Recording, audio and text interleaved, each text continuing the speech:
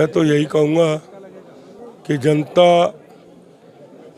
जो लाजपत नगर की एसोसिएशन है, उनके चेयरमैन, प्रेसिडेंट, सभी जितनी तीनों एसोसिएशन है यहाँ पर, तीनों ने मिलकर मुझे बुलाया यहाँ पर। आप देख लें उत्साह कितना है इनमें, और अपने खर्चे से ही सारा प्रोग्राम कर रहे हैं।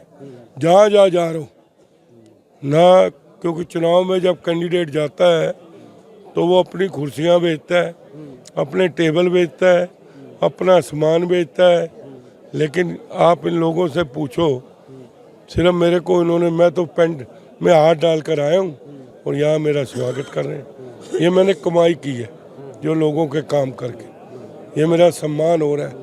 और मैं हारने के बाद भी 11 साल मैं इनके बीच में रहा।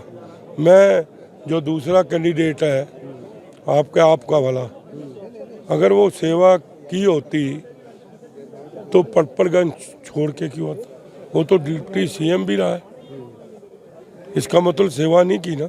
जब वहाँ नहीं की तो यहाँ क्या करेगा? सेवा तो सेवा होती है ना। मैं तो नहीं भाग के गया, मैं तो 26 साल से यही हूँ।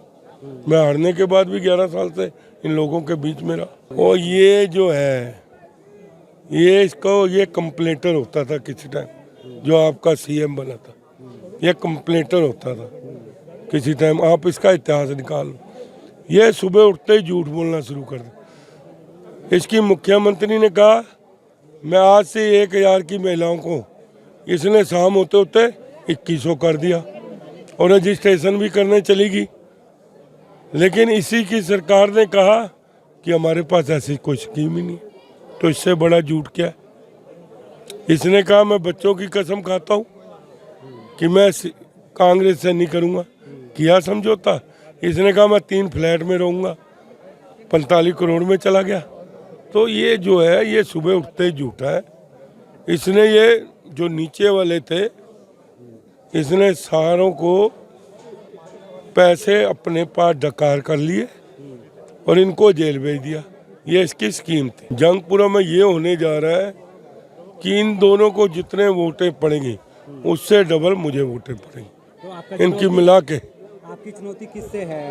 कांग्रेस से? नहीं, मेरी चुनौती जो है वो अपनी लड़ाई लड़ रहे हैं कि दूसरे नंबर में कौन रहे, तीसरे में कौन रहे।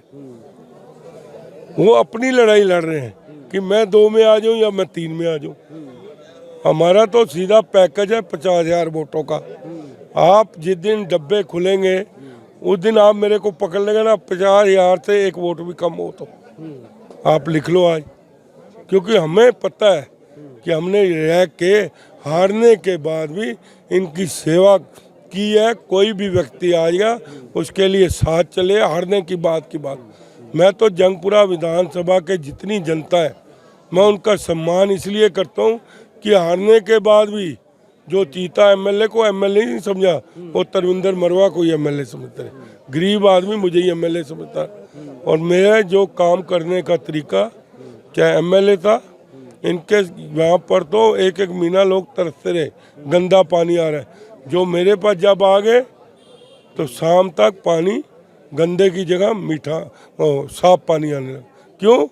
मेरा फ़ोन जाते ही कार्रवाई शुरू हो जाती है। उनको पता है